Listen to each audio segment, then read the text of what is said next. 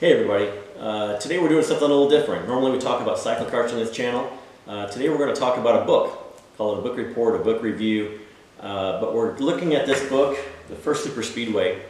And I'm primarily looking at this as it pertains to CycleKarts. So if you're new to the channel, you found us because of the book, welcome. If you're a CycleKart guy already, hopefully this is helpful to you. So let's get started.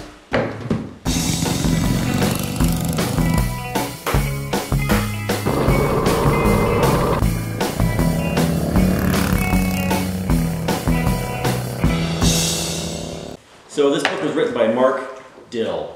Here's his name, Mark Dill. Mark is an automotive writer and historian and a great guy. He's on Facebook. You can get this book on his website, the First Super Speedway, or firstsuperspeedway.com and markgdill.com.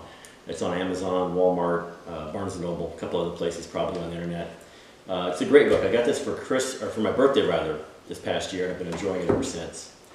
So the characters in this book, the author describes them as historical fiction. So it's historical characters, historical races, historical race cars, but the conversations and the storylines are probably the fictional bit.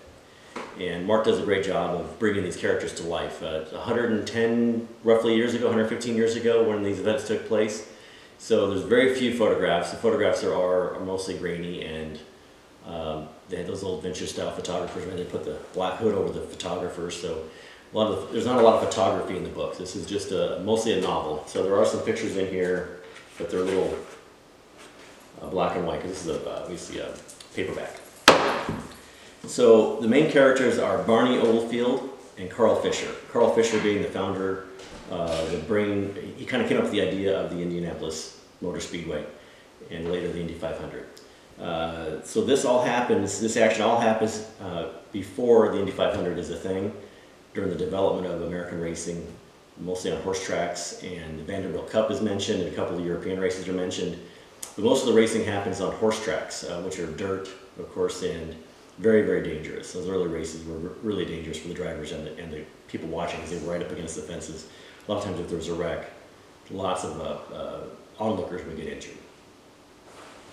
So the Vanderbilt Cup is featured in this a little bit, and Willie K. Vanderbilt and those high society people were involved in auto racing because they're the people that had the money. The cars were very expensive at that time, $10,000, $15,000 in dollars of that day, 1905 dollars, which is hundreds of thousands of dollars in today's money. Probably comparable with what a real modern race car would cost. One of the phrases that they have in the book, which I thought was kind of interesting, was they would have two classes. They had the professional racers, which are hired by the manufacturers, like Barney Oldfield would be considered a professional racer to race the cars. And then they had what they called the gentleman operators, which were the Willie K. Vanderbilts, the super rich people who owned the cars and raced. They didn't typically want to race directly with the professionals because the professional guys took a lot more chances and took a lot more risks than the super rich playboys of the day. So the story focuses primarily on Barney Oldfield and Carl Fisher. And the interesting thing is these guys are very colorful characters. They're the leaders in their day of the industries of what they're involved with. Barney with the racing, and Carl Fisher with the automotive industry with his automotive dealerships and his press-to-light factories, and then founding the Indianapolis 500 or Indianapolis Motor Speedway. The time covered is roughly 1902 to 1910. So again, that's before the Indy 500. The first Indy 500 wasn't until 1911, I think it was. Some of the fun things about the characters in the books, they had these catchphrases, which I thought were kind of funny. Barney Oldfield would yell out, "You know me, I'm Barney Oldfield." So I think that's something that we don't do anymore. We don't do catchphrases in cyclekarting. Maybe we should. And the Fisher character always has this little phrase when he has an idea, and he's kind of an idea man. He's a big picture, comes up with these grandiose ideas. He would say, "I feel a hen coming on."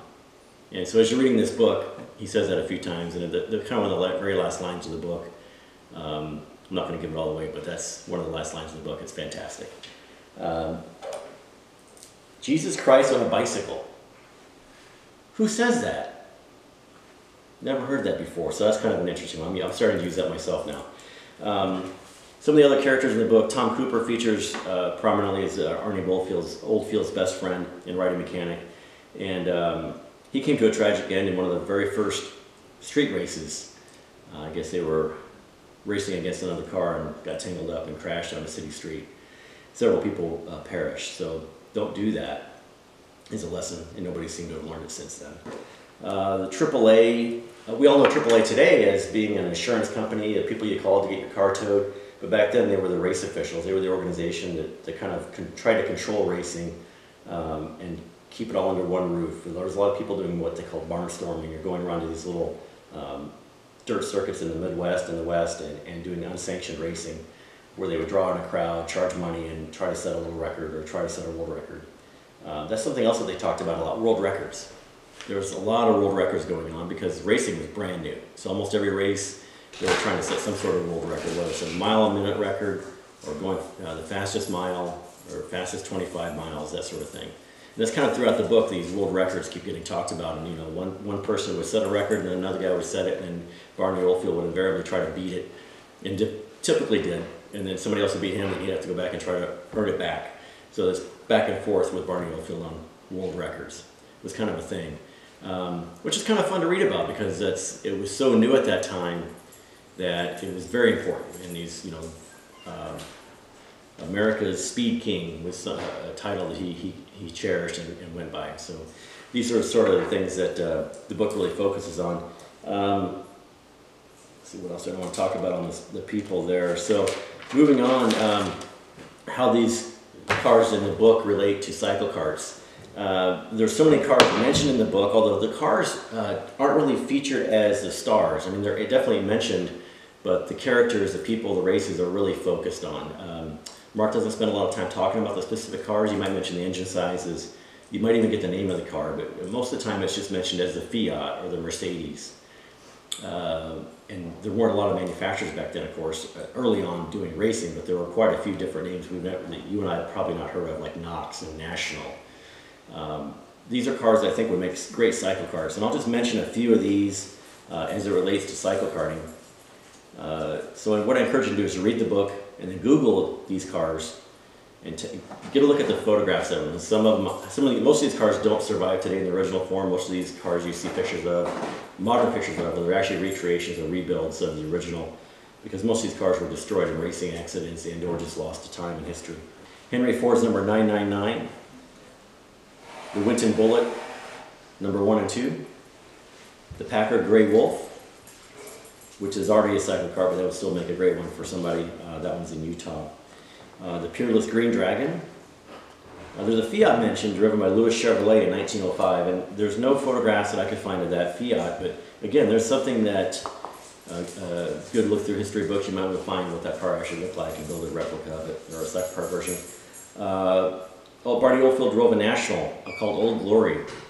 There's a brief photograph of that in there. The hood of it is covered in the American flag painted on the hood, which I think looks kind of neat. He also drove a Knox 1909 raceabout. And then later, the Lightning Benz, which changed its name after that 1 or 2 races to the Blitzen Benz, which apparently is German for lightning. That car went 132 miles an hour in 1910. Can you imagine that? 132 miles an hour in 1910. That's incredible. And of course, the Marmon Wasp. The Marmon Wasp is a popular CycleKart because it really lends itself proportion-wise to cyclekarting. And it looks great. And it's the first Indy 500 winner, but also it won some races prior to that, which are talked about in the book, which is really fun to watch, or to read about, rather. There's something else in the book, and I had never heard of this before, the Wheeler-Shebler, am I saying that right? Wheeler-Shebler Trophy. And the Wheeler-Shebler trophy was sponsored by a carburetor company in Indianapolis for the winner of a 250-mile race. And that features heavily in the later part of the book. But I kind of captured my imagination. We talk about the Vanderbilt Cup, you talk about the Gordon Bennett in cyclekarting, and then the Wheeler-Shebler Trophy. I think that's something that cyclekarters should bring back. So anyway, I enjoyed the book. I think as a cyclekarter, this has got a lot of great information in it, a lot of great stories, a lot of great things to think about, to ruminate about, and to enjoy. And as it relates to cyclekarts, I think we need to think about the stories, not just about the karts themselves or the cars themselves, but about the people that drove them in period. and use that as an inspiration to help you decide which cars to build. And most of these cars the Brass Zero cars are much taller than a lot of guys want to build, but there are quite a few guys building these Brass Zero style cars, and we're kind of creating a different class for them, so a little taller, a little higher center of gravity. So in closing, I recommend the book. Go ahead and pick this up if you can. Give it a gander and a read. If you have other books that are similar to this and you want me to read them, let me know what they are. Put them in the comments. Join us on Facebook, on the CycleKarts North America page, on the Arizona CycleKart Club page, and we're also on the www.cyclekartclub.com. Thanks again for watching, guys. Thanks. Like, subscribe, ring the little bell. We'll see you next time.